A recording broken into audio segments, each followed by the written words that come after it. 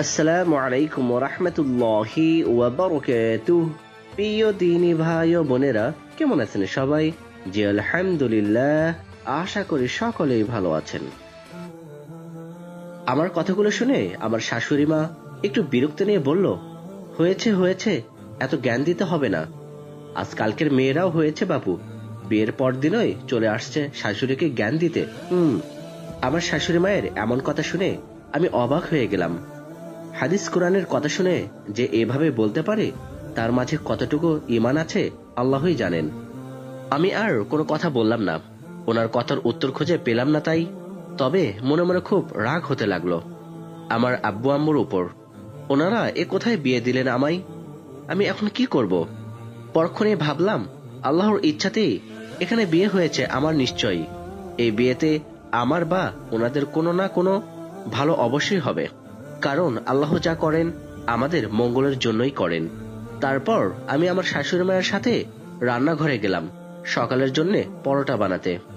বাড়ির সকলের ছোট হওয়ায় আমি কখনো রান্না বান্না বা অন্য কোনো কাজ করিনি, কখনো রুটি বানাতেও দেখিনি। তবে আমার কাজ শেখার প্রতি আগ্রহ ছিল খুব। আমি যেটা শেখার জন্য মনস্থির করতাম সেটা শিখেই ছাড়তাম। আমার শাশুড়ি মা আমায় পরোটা বেলতে দিল। আমার খুব ভয় করতে লাগলো, কিভাবে পরোটা বেলবো ভেবে। আমি ভয়ে ভয়ে আমার শাশুড়ি মাকে বললাম, মা, আমি তো কখনো এসব কাজ করিনি, দয়া করে আমায় একটু দেখিয়ে দিবেন মা। আমায় একবার দেখালেই চেষ্টা করবো ইনশাআল্লাহ। আমার কথা শুনে আমার শাশুড়ি মা বলেন, ও বাবা, হাদিস কোরআন দিয়ে মানুষকে এত জ্ঞান দিতে পারো আর পরোটা বেলতে পারো না? জমিদারের বেটি, দাও এদিকে দাও, আমি দেখিয়ে দিচ্ছি। একবার দেখিয়ে দেব, আর না, এরপর থেকে তোমাকেই করতে হবে, বুঝলে সোনালি? জি মা, আমি চেষ্টা করব ইনশাআল্লাহ। তারপর আমার শাশুড়ি মা আমায় দেখিয়ে দিলেন কিভাবে রুটি ও পরোটা বেলতে হয়। আমি খুব মনোযোগী হয়ে দেখলাম। তারপর আমি একটা নিয়ে বেলতে লাগলাম। মোট 10টা পরোটা বেললাম আমি। তার মধ্যে প্রথমের কয়েকটা বাংলাদেশের মানচিত্রের মতো দেখতে হলো, আর শেষের কয়েকটা মোটামুটি ভালোই হলো। পরোটা বানানো হলে আমার শাশুড়ি মা আমায় বললেন আমার দেবর আর ননদকে পরোটা দিয়ে আসতে, ওরা কলেজে যাবে তাই। আমি দেবরের সামনে যেতে চাই না, কিন্তু তখন আমার শাশুড়ির কথা না শুনে কোনো উপায় নাই, তাই বাধ্য হয়ে ওনাদের পরোটা দিতে গেলাম। রুমে গিয়ে দেখি আমার ননদিনী বসে আছে আর দেবর বাথরুমে গেছেন। মনে মনে আল্লাহর কাছে অনেক শুকরিয়া আদায় করলাম। তারপর ননদের কাছে পরোটা রেখে নিজের রুমে ফিরে আসলাম। রুমে এসে দেখি শামীম ঘুম থেকে উঠে ফ্রেশ হয়ে ফোনে কার সাথে যেন কথা বলছেন। আমায় দেখে ফোন কেটে দিয়ে বলল, এই শোনো, আমায় আজকেই ঢাকায় চলে যেতে হবে, কাজের অনেক চাপ আছে, তাই 3 দিন পর আবার আসবো 2 দিনের ছুটি নিয়ে। আমার কাপড়গুলো গুছিয়ে দিও। জি আচ্ছা, আমি আপনার কাপড় সব গুছিয়ে দেব।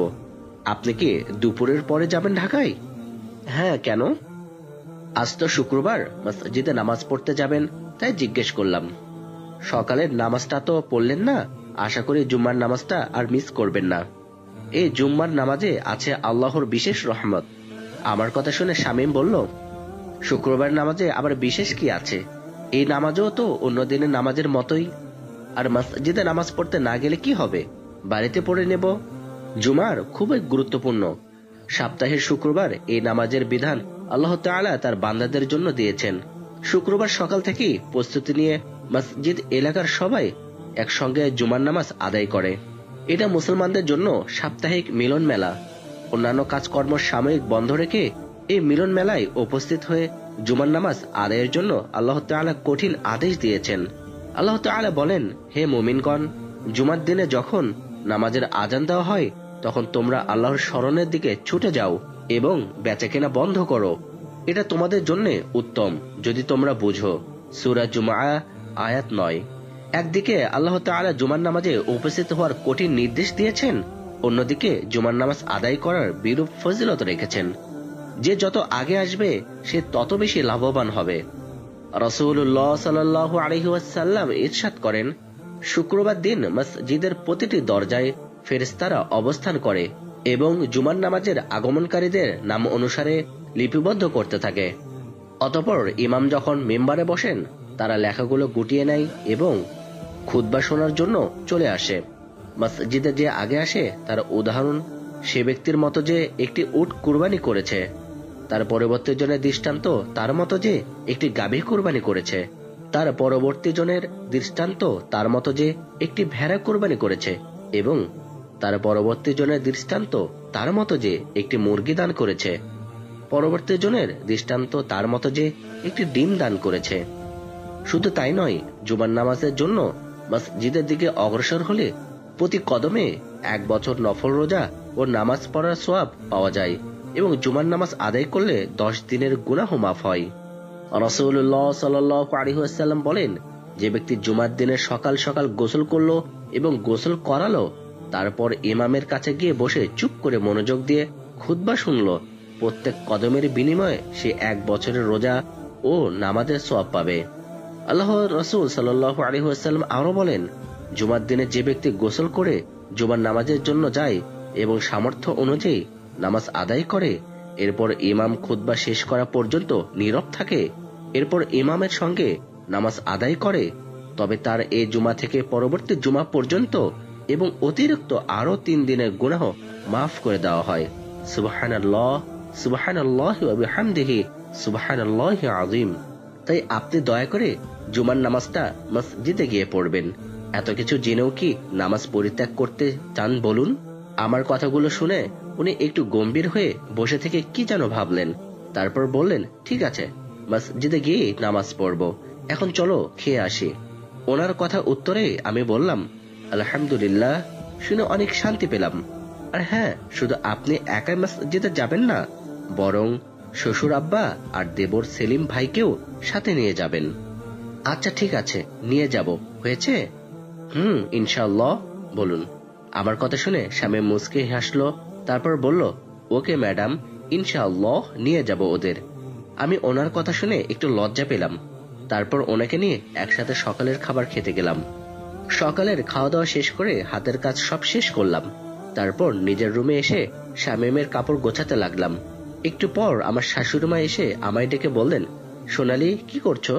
আপনার ছেলের জন্য কাপড় গোছাচ্ছিলাম মা, উনি বিকেলে ঢাকা যাবেন বললেন তাই। আচ্ছা, কাপড় পরে গুছিও, এখন এসো তো বাইরে, সব আত্মীয় স্বজন তোমায় দেখতে আসছে। শাশুড়ি মায়ের কথা শুনে আমি বললাম, মা, আত্মীয় স্বজন বলতে কারা এসেছেন? আরে এত কথা জিজ্ঞেস করো কেন? তোমার শ্বশুরের বন্ধু ও তাদের পরিবার। আবার শাশুড়ির কথা শেষ হওয়ার আগে স্বামী এসে বলল, কি হয়েছে আম্মু, তুমি এখানে? আর বলিস না বাবা, তোর আব্বুর বন্ধুরা আর তাদের বউ ছেলে মেয়ে আসছে তোর বউকে দেখবে বলে, কিন্তু তোর বউ শুধু প্রশ্ন করেই চলেছে যাওয়া বাদ দিয়ে। কি ব্যাপার সোনালি, তুমি যাচ্ছ না কেন?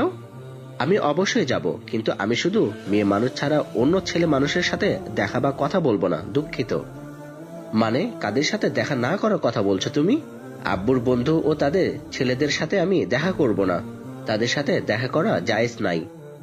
জায়েজ নাই মানে কি? আব্বুর বন্ধু মানে আমার চাচার মতো, আর তাদের ছেলেরা আমার বন্ধু, তাদের সাথে দেখা করতে সমস্যা কি তোমার? তারা আমার গায়রে মাহরম, তাদের সাথে দেখা করা জায়েজ নাই ইসলামে। গায়রে মাহরম কারা? মাহরাম বাদে সমস্ত বিশ্বে মহাবিশ্বে যত পুরুষ আছে সব গায়রে মাহরম। নিজ পরিবারের চাচাতো, খালাতো, মামাতো, ফুবাতো সব ভাই, নিজ দুলা ভাই, দেবর, ভাসুর, আপন দাদা ও নানা শ্বশুর বাদে সমস্ত চাচা, মামা, খালু, ফুপা, শ্বশুর, নিজ খালু, ফুপা, এরা সবাই গায়রে মাহরম। তাদের সামনে নিজেকে প্রদর্শন করা আল্লাহ তাআলার হুকুমের অবাধ্যতা করা। মাহরম ছাড়া সকল পুরুষের সামনে পর্দা করতেই হবে। এত কিছু জানার পরেও আমি কি করে ওনাদের সামনে যাব বলেন? আমি পারবো না যেতে, আমায় ক্ষমা করবেন।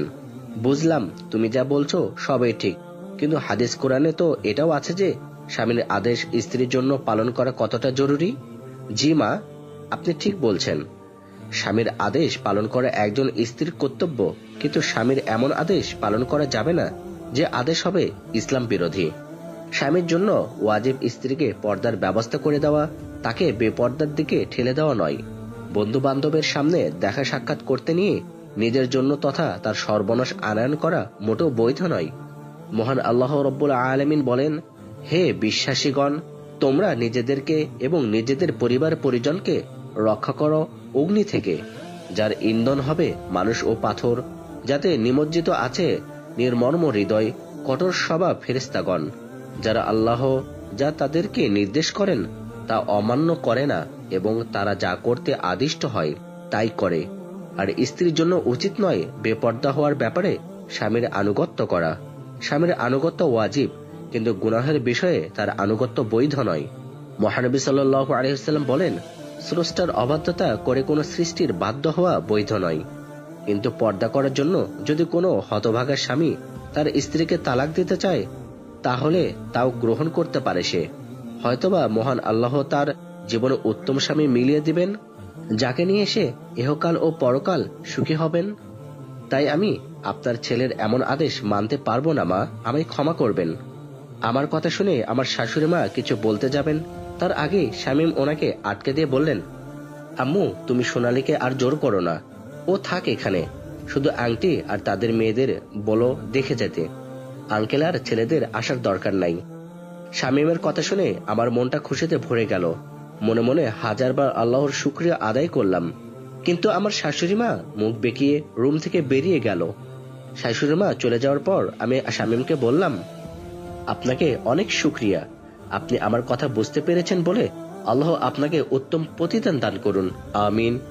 আমার কথা শুনে শামীম কিছু বলল না, শুধু কি যেন ভেবে মুখ গম্ভীর করে বেরিয়ে গেল। আমি কিছুটা অবাক হলাম ওনার আচরণে। তারপর আমি প্রায় 2 ঘন্টা রুমে বসে রইলাম। ওনারা আমায় দেখতে আসবেন বলে কিন্তু কেউ এলো না। আমি আবারও অবাক হলাম আমার ছোট ননদ মাহির কাছে এটা শুনে যে মেহমানরা সবাই চলে গেছে কথা কাটাকাটি করে। ইনশাআল্লাহ আমরা বাকি ঘটনা আগামী পর্বে শুনবো। আশা করি আরো অনেক কিছু জানতে পারবো এই ঘটনা থেকে এবং অনেক চমৎকার হতে যাচ্ছে। গল্পটা কেমন হচ্ছে অবশ্যই আপনারা জানাবেন। সকলে ভালো থাকবেন, সুস্থ থাকবেন। আসসালামু আলাইকুম ওয়া রাহমাতুল্লাহি ওয়া বারাকাতুহু।